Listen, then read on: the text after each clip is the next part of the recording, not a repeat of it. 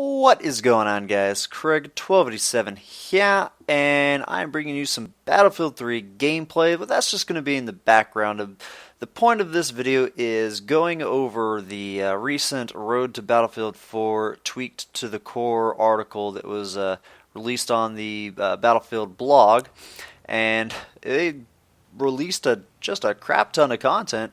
And so, I'm going to go over some of the bullet points, some of the things that I found interesting, but even then, there's still quite a bit, and I will have a link to this article here in the description of this video if you want to go check out the whole thing. But let's get right to it, and they started talking about some of the classes.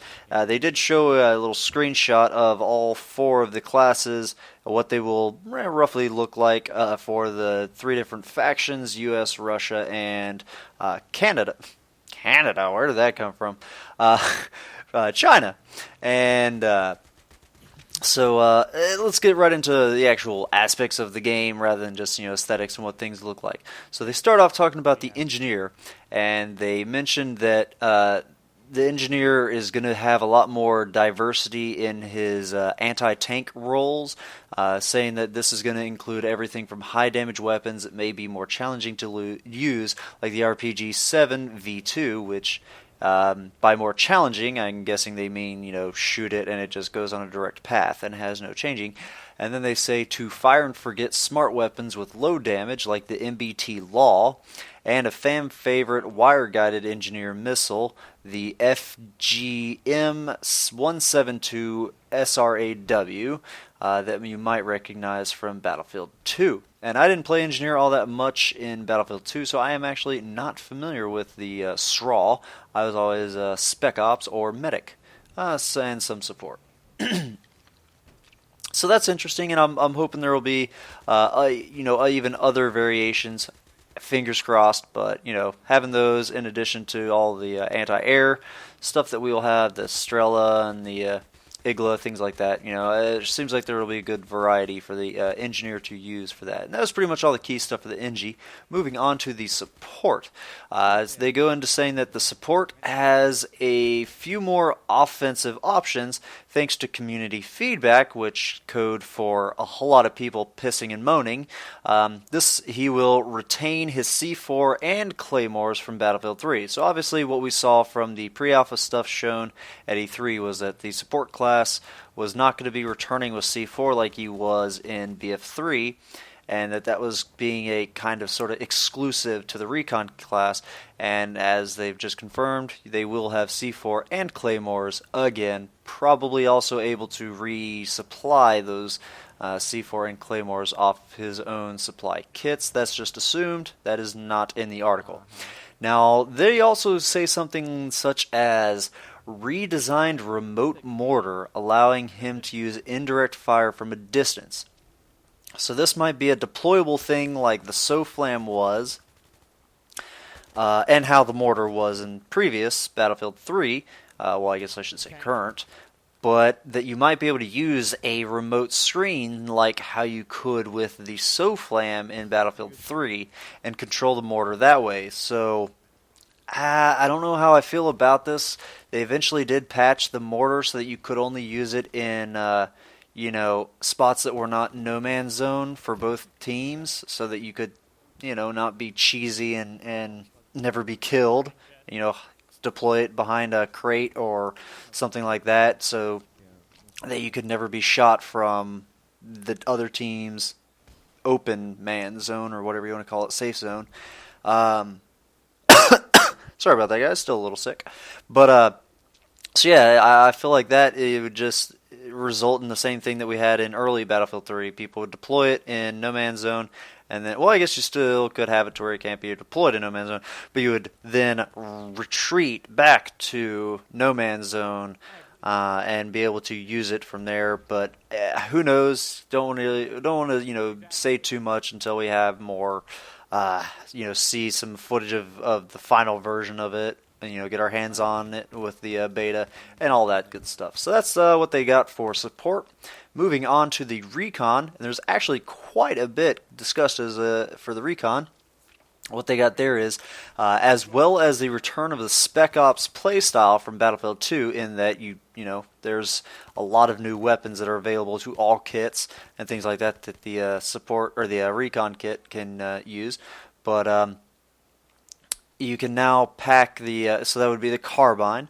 They're like, as confirmed earlier with E3 and whatnot, you know, they're going to have C4 returning. But then it says, or claymores in parentheses there, so I guess Recon's getting claymores? Not sure how I feel about that. I feel like that's just going to very much encourage the whole sit far back and snipe from a distance type of playstyle where they got their claymores to watch their back. So hopefully that doesn't happen, but I guess. It doesn't matter.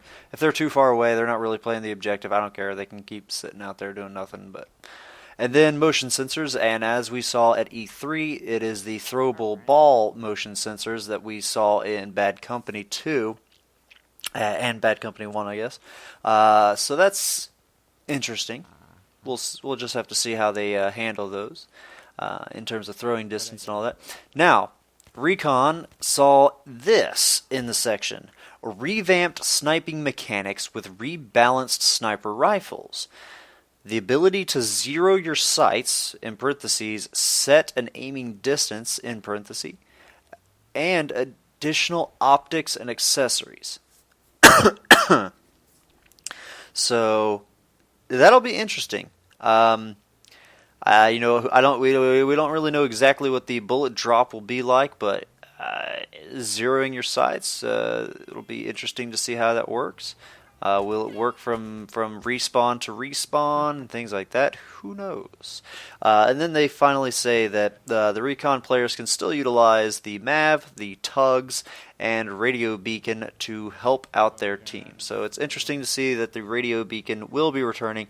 Hopefully they fix the issue with people radio beacons to parachute onto rooftops that are completely and utterly unobtainable except for dropping out of helicopters and parachuting, because that stuff kind of ruins a lot of matches and just results in a lot of people sniping from rooftops and and and dropping C4 from rooftops. So hopefully that'll get fixed. And now moving on to the Assault. Not too many changes. Assault is still the go-to kit with medkits and defibrillators, but has picked up some additional mobility with the First Aid Pack, which heals a single soldier over time, or the 40mm flashbang rounds to help clear rooms. Flashbang, pretty darn interesting. It's been a while since we've seen that. I think last game might have been 2142. So that'll be interesting. And the First Aid Pack, not too many details on that, so can't really say too much, just kind of speculate. Then, moving on to the gadgets section, which this still applies to some of the kits, but these are the gadgets that they will be using, and I'll just read this. As far as gadgets go, we're allowing for stronger team play on the move by introducing all new gadgets like the portable laser designator and adding new portable first aid and ammo packs. So I'm guessing that first aid is the same pack as mentioned previously. These packs now allow assault and support players to top off a single teammate's health or ammo on the move, while the traditional ammo box and med kit keep their stationary heal, area heal, and resupply rolls. And then it goes on to say, in the case of the portable laser designator, it is designed as a SOFLAM for the Recon on the run, allowing you to quickly laser designate targets without the longer setup time of a SOFLAM, parenthesis, with the trade-off of not being able to deploy it and have it auto-designate targets for you, in parentheses. So I think if I ever do Recon and need to SOFLAM targets, I will definitely use that on the go one. You know, having the SOFLAM auto do it is pretty convenient, but being able to do it on the run, you know, you don't have to worry about planning it somewhere and then it not being able to see line of sight if they drop down below a hill or something like that. Around the borders of a map, then you can do that on the go, which is pretty handy. And now onto a part that has been very interesting for me is the section on suppression. And they go on to say, we're increasing the suppression effect of light machine guns exclusive to the support kit while other weapons are less suppressive. I like this. They don't go on to say what they're doing with sniper rifles. I think early on they were talking how sniper rifles would also see an increase, which makes sense. But light machine guns, support we always need people out there tossing ammo, but nobody likes to do that because the guns they get stuck with kind of suck. So it's nice to see the support getting some support. So that'll be nice. Additionally, we've decreased suppression at close range to ensure that close quarters battles always focus sharply on player skill. So maybe the suppression percentage will decrease over time, similar to how bullet damage reduces over time, things like that. So that'll be interesting. Then they go on to say, besides changing the visual effects of suppression, we're also replacing the accuracy penalty in Battlefield 3 with a scope sway effect, similar to what snipers get in Battlefield 3 while suppressed. This sounds interesting. They go on a little bit after that, talking about how a good player will be able to compensate for the bullets, the scope sway and whatnot. But does this mean that hipfire will be affected? They said that they're replacing the accuracy penalty. So is it just throwing out the increased bloom for hipfire? Is it just tossing it out the window? I don't know. We can only speculate what they mean by that for now, but seems like the changes they're making to the suppression are going to be good. And finally, the largest section of the article, which is a section talking about the new field upgrades, which was what the specializations or specs or perks, however you want to call them, were handled in Battlefield 3. And oh man, I wish I could talk more about this because there's so much that they cover. But so field upgrades. If your entire squad is wiped out, you will lose some of your progress in the upgrade path.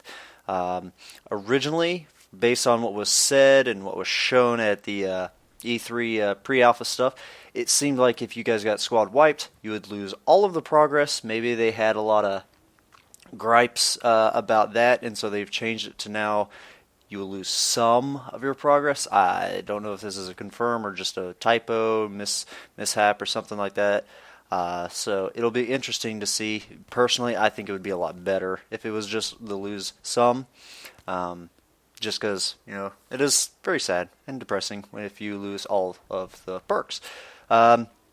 Finally, lone wolves, not finally, this is just in the sentence. This is not the last thing I'm talking about. Lone wolves can still benefit from the base specialization since it's always unlocked and available. So that's interesting to know, just confirmed. You don't have to fill up that first block to get the first perk. So you always have, whatever the first one is, on whatever your kit that you pick, or your path.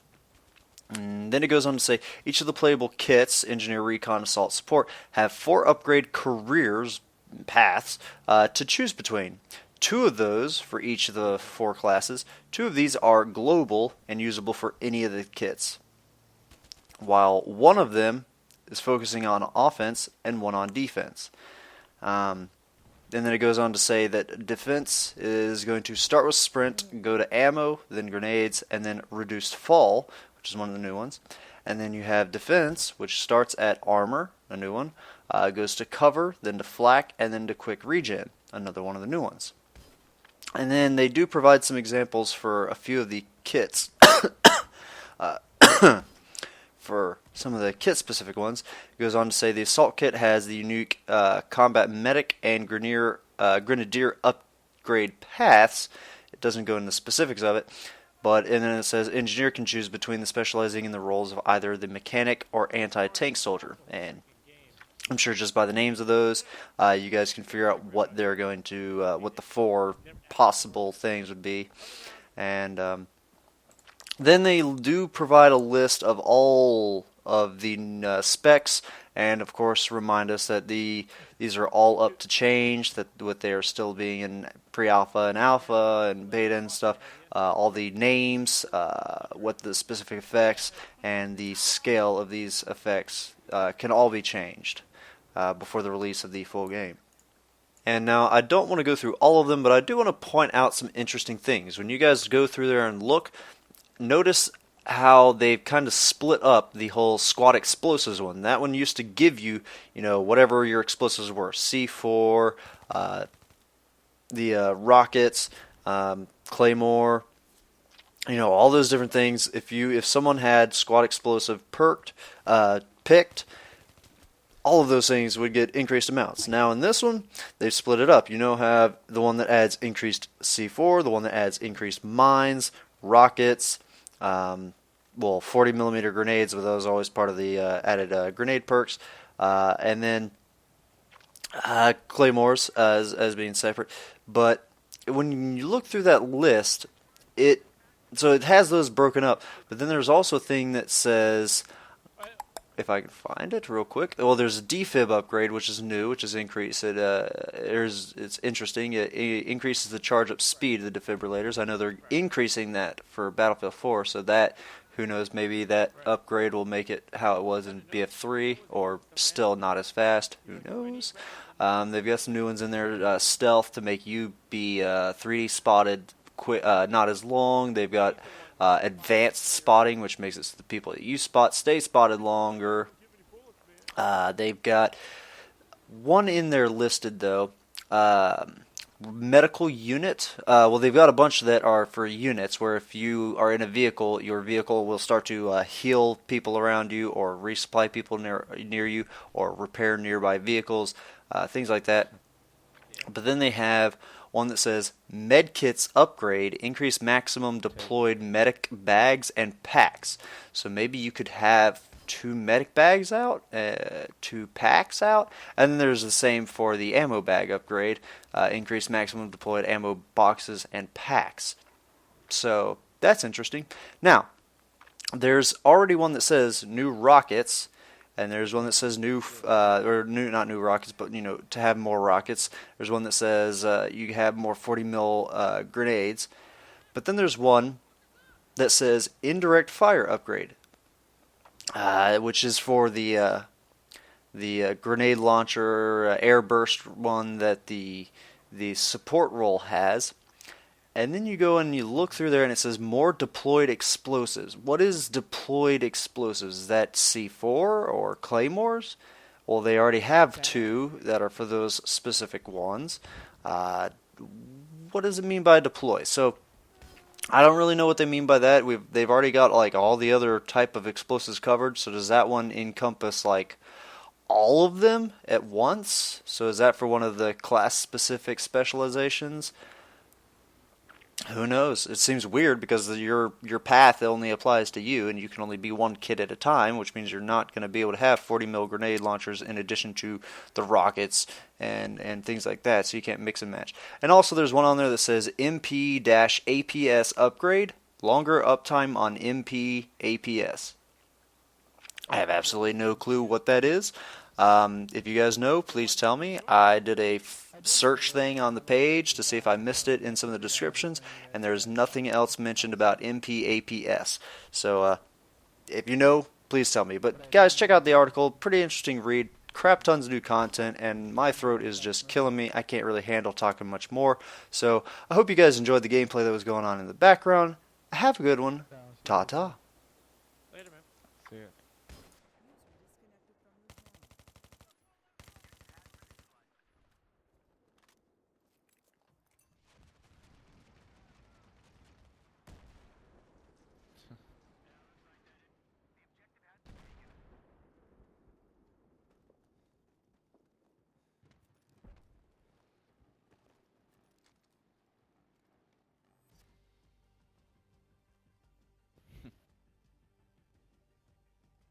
Probably got like 1 kill. Oh my gosh. Shut up. M416.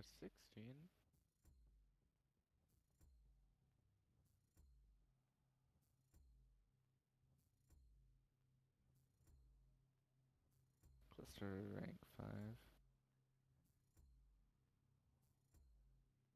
Because of you and him.